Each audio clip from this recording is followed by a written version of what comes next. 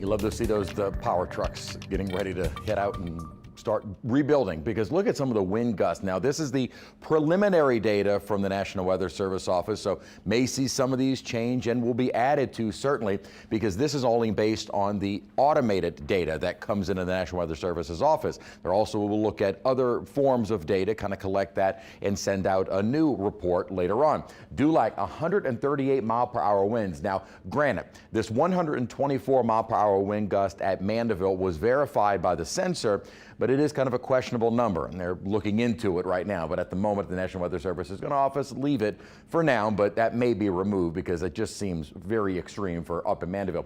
Galliano, 121, Golden Meadow, 102 mile an hour wind gust, and Thibodaux, 100. Very strong wind event because luckily for most of us, the surge was not as bad as it could have been. The forecast we're calling for it to be much greater, kind of in excess of almost 15, which, you know what, it fell within the range of 10 to 15 feet. 12.1 feet at Black Bay in Clackamas Parish. Delacroix, almost 10 inches. But then look at this in Madisonville, 8.5. So even in the lake that comes up toward the kind of northern end, northwestern end of Lake Pontchartrain, that surge can be very significant. We had some scattered showers around on radar. Most of them are now winding down. A few of the showers, maybe a little bit of rain north of Kentwood at the moment, and had some storms down along coastal Terrebonne Parish, but it looks like most of that is winding down as well. And most of our rain will be coming to an end shortly, and then the rest of the evening will be quiet. We are looking at another chance for scattered showers and storms.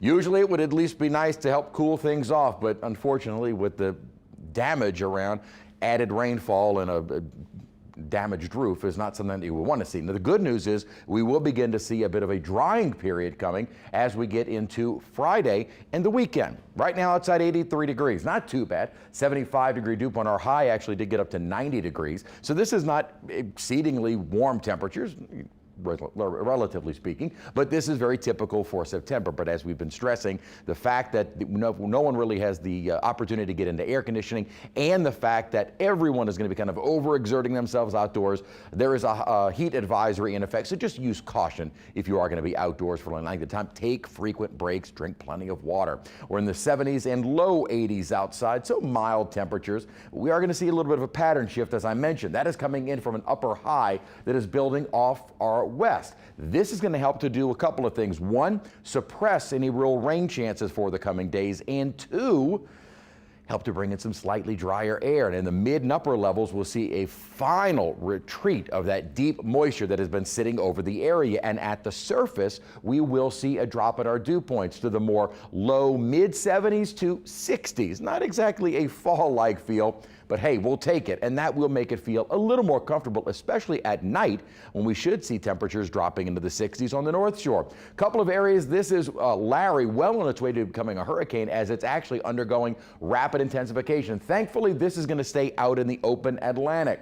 And this Invest we'll be watching very closely. At the moment, most of the models just kind of take that wave into Central America. A couple of models try and bring it into the southern Bay of Campeche Gulf. We will watch it. As a matter of fact, the hurricane hunters will be investigating it tomorrow. 7-day forecast. Again, no tropical threats for the 7 days.